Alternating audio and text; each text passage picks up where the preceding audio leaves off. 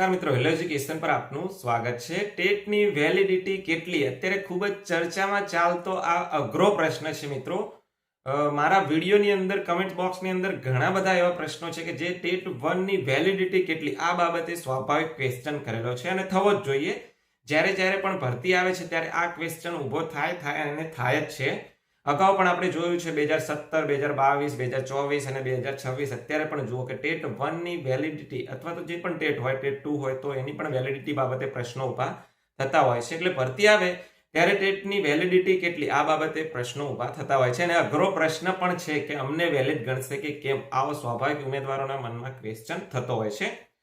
જ્યારે ટેટના જે જીઆર બન્યા કે ટેટ લેવાની છે ત્યારે તો ટેટ પ્રમાણપત્રની વેલિડિટી 5 વર્ષ ગણેલી હતી, આપણને ખબર છે। પરંતુ જેવી 5 વર્ષ વેલિડિટી પૂર્ણ થાય એટલે 2017 ની ભરતીમાં પ્રશ્ન ઊભો થયો, 2022, 2024, 2026 ભરતીમાં પણ પ્રશ્ન ઊભો થયો છે કે અમારી ટેટની વેલિડિટી છે એ અત્યારે માન્ય ગણશે કે કેમ। મિત્રો આના બાબતે જ્યારે પણ ભરતી આવે ત્યારે આવા પ્રશ્નો ઉપસ્થિત થાય એટલે પાછું સરકાર લેટર કરે કે આ ટેટ વેલિડ ગણશે, આ ભરતી પૂરતી વેલિડ ગણશે। આવા પણ પરિપત્રો બહાર પાડ્યા છે, લેટર બહાર પાડ્યા છે। 2020 ની જે એનઈપી છે એના અંતર્ગત દ્વિસ્તરીય માળખું છે સૂચવાય ત્યાં સુધી ટેટની વેલિડિટી વેલિડ ગણવી, આવા પણ પરિપત્રો થયા છે। એટલે આખરે ખરેખર ટેટની વેલિડિટી કેટલી? આ જે 2026 ની ભરતી આવી છે, 11,000 જેટલી બહોળા પ્રમાણમાં ભરતી આવી છે, તો આના માટે કઈ ટેટ વેલિડ ગણશે અને કઈ ટેટને વેલિડ નહીં ગણે, આ પ્રશ્ન આપણને સ્વાભાવિક થાય।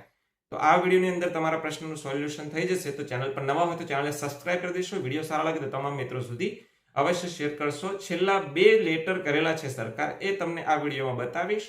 આમ તો સરકારને જે શબ્દો છે એને ગહન રીતે આપણે અભ્યાસ કરવો પડે ત્યારે આપણને સમજમાં આવે છે, પરંતુ લગભગ તમને બધાને ખ્યાલ આવી જશે। પહેલા આપણે લેટર જોઈ લઈએ। 2024 ની ભરતી આવે એ પહેલા આ રીતનો ટેટ પ્રમાણપત્રની મુદત બાબતનો લેટર થયેલો છે। આ વિડીયો તમને ટેટ 1 અને ટેટ 2 બંને માટે લાગુ પડે છે, એટલે ચિંતા કરવાની જરૂર નથી। પ્રસ્તાવના આપણે જોતા નથી, ઠરાવ જોઈ લઈએ। અહીં લખ્યું છે કે પુખ્ત વિચારણાને અંતે ટેટ 1 અને ટેટ 2ના પ્રમાણપત્રની માન્યતા અવધિ બાબત આથી ઠરાવવામાં આવે છે નીચે મુજબ।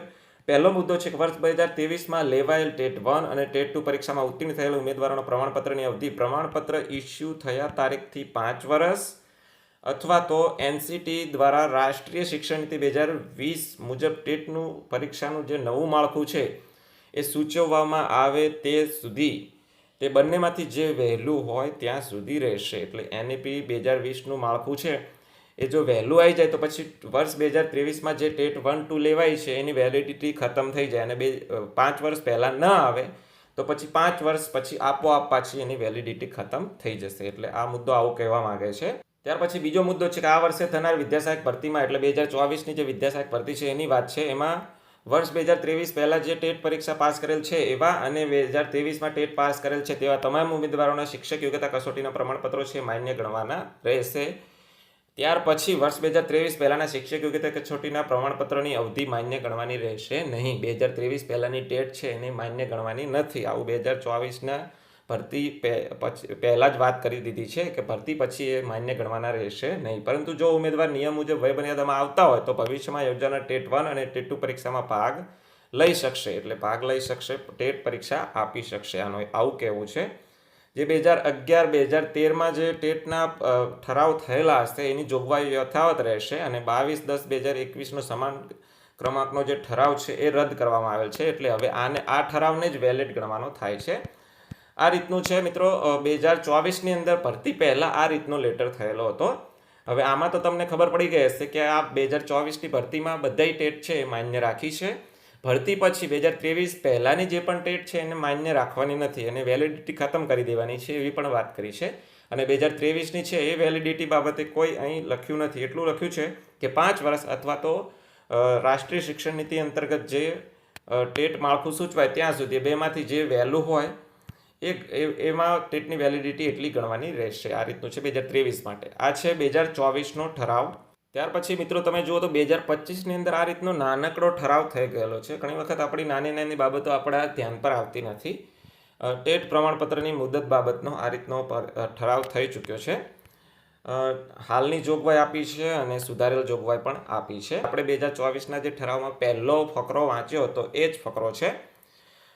તો એ ફકરો હું ફરીથી રીડ કરેલો. વર્ષ 2023માં લેવાયેલ ટેટ 1 ટેટ 2 પરીક્ષામાં ઉત્તીર્ણ થયેલ ઉમેદવારોના પ્રમાણપત્રની અવધિ પ્રમાણપત્ર ઇસ્યુ થયા તારીખથી 5 વર્ષ અથવા તો NCTE દ્વારા રાષ્ટ્રીય શિક્ષણ નીતિ વર્ષ 2020 મુજબ ટેટ પરીક્ષાનું નવું માળખું સૂચવવામાં આવે ત્યાં સુધી, એ બંનેમાંથી જે વહેલું હોય ત્યાં સુધી ટેટ પરીક્ષાની વેલિડિટી રહેશે, પ્રમાણપત્રની વેલિડિટી રહેશે. હવે અહીં સુધારેલ જોગવાઈ તમે વાંચો તો ટેટ 1 ટેટ 2 પરીક્ષામાં ઉત્તીર્ણ થયેલ ઉમેદવારોને પ્રમાણપત્રની અવધિ પ્રમાણપત્ર ઇસ્યુ થયા તારીખથી 5 વર્ષ અથવા NCTE દ્વારા રાષ્ટ્રીય શિક્ષણ નીતિ વર્ષ 2020 મુજબ ટેટ માળખું નવું સૂચવવામાં આવે ત્યાં સુધી, બંનેમાંથી જે વહેલું હોય ત્યાં સુધી રહેશે. આમ તો તમે જુઓ તો બધું સરખું જ લાગે છે. વર્ષ 2023 આ શબ્દ કાઢી નાખ્યો છે એટલે એનો મતલબ કે તમામ અહીં ટેટ આવી જાય એવું તમે ગણી શકો છો. બધા ટેટ છે એમાં 5 વર્ષ વેલિડિટી ગણી દીધી છે અને NCTE દ્વારા રાષ્ટ્રીય શિક્ષણ નીતિ મુજબ 2020 મુજબ ટેટનું નવું માળખું સૂચવવામાં આવે ત્યાં સુધી, બંનેમાંથી જે વહેલું હોય ત્યાં સુધી વેલિડિટી રહેશે. એટલે 2023 પહેલાંના જે પણ ઉમેદવારો છે એમના પ્રમાણપત્ર ઇસ્યુ થયા તારીખથી 5 વર્ષ ગણો એટલે અત્યારે તમે જુઓ તો આ પ્રમાણપત્રની વેલિડિટી ખતમ થઈ ચૂકી છે. બાકી કોની રહી છે? 2023ની. તો 2023નું જે પ્રમાણપત્ર છે એમના પ્રમાણપત્ર ઇસ્યુ થયા તારીખથી 5 વર્ષ ગણો તો હજી એ વેલિડિટી, એ પ્રમાણપત્ર હજી વેલિડ છે. એટલે હજી નવી શિક્ષણ નીતિ મુજબ જે ટેટનું નવું માળખું છે એ હજી આવ્યું નથી. તો આ રીતે મિત્રો 2 અગત્યના લેટર કરીને ટેટ પ્રમાણપત્રની જે વેલિડિટી છે એ બાબતે સ્પષ્ટતા કરી દીધેલી છે.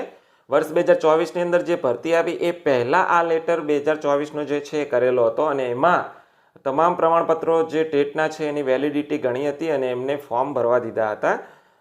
એમાં તમે જુઓ તો એવું સ્પષ્ટ લખ્યું છે કે 2024ની અંદર જે ભરતી આવે છે એમાં તમામ ટેટના પ્રમાણપત્રો છે એને વેલિડ ગણવાના છે અને ભરતી પૂરી થાય પછી 2023નું પ્રમાણપત્ર જ વેલિડ ગણાશે. બીજા જે 2023 પહેલાંના છે એને વેલિડ ગણવાના નથી અને 2023નું પ્રમાણપત્ર પણ વેલિડ ગણાશે. પરંતુ કેવી રીતે? તો 5 વર્ષની મુદત આપી છે અથવા તો NEP અંતર્ગત જે નવું ટેટનું માળખું સૂચવાય ત્યાં સુધી, બંનેમાંથી જે વહેલું આવે ત્યાં સુધી જ વેલિડિટી ગણાય છે.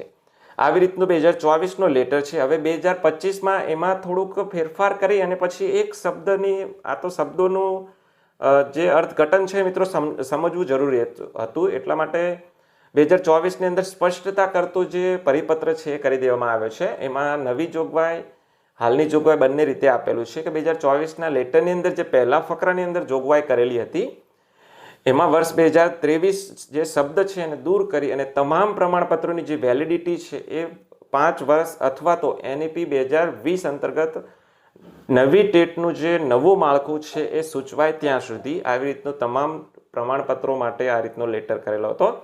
એટલે આના પરથી મિત્રો સ્પષ્ટ થાય છે કે હાલ જે 2026માં 11,000 જેટલી બહોળી ભરતી આવી છે, આના માટે વર્ષ 2023 અને વર્ષ 2026નું જે ટેટનું પ્રમાણપત્ર છે એ જ વેલિડ ગણાશે.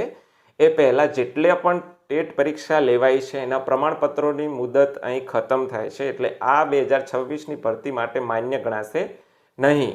એટલે આજના વિડીયોની અંદર આ સ્પષ્ટતા કરવી જરૂરી હતી. આમ તો ઘણા યુટ્યુબર્સ મિત્રોએ વિડીયોઝ મૂકેલા જ હશે, મને કંઈ ખ્યાલ નથી, પરંતુ આ રીતનો જે 2 લેટર છે છેલ્લા એના પરથી આ રીતનો સ્પષ્ટ અર્થ થાય છે. હવે 2026ની જે ભરતી છે 11,000 એમાં 2023 અને 2026ના જે ટેટનો પ્રમાણપત્ર છે એ વેલિડ ગણાશે અને આ લોકો જ આની અંદર ફોર્મ ભરી શકશે. તો આજના વિડીયોની અંદર બસ આટલું જ જોવાનું છે મિત્રો. વિડીયો ગમે હોય, વિદ્યાસહાયક ભરતીને લગતા ઘણા બધા વિડીયોઝ છે મારી ચેનલ પર મૂકેલા જ છે, તો ચેનલને પ્લીઝ સબસ્ક્રાઈબ કરી દેશો. અવનવા વિડીયો મારી ચેનલ પર આવતા જ રહેશે.